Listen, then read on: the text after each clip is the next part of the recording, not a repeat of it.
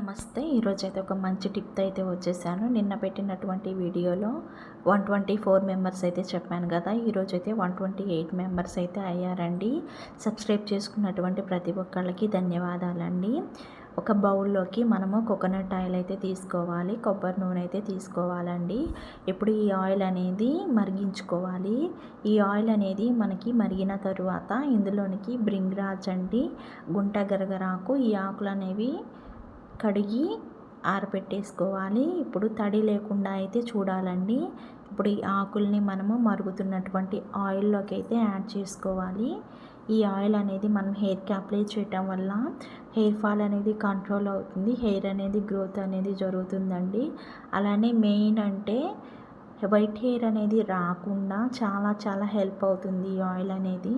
మీకు white hair అనేది రాకుండా అయితే చేస్తుంది. అలానే వైట్ హెయిర్ ఉన్న వాళ్ళకు కూడా హెయిర్ అనేది బ్లాక్గా అయితే అవుతుందన్నమాట. చిక్కుడు లేకుండా నీట్గా దువ్వేసుకోవాలి.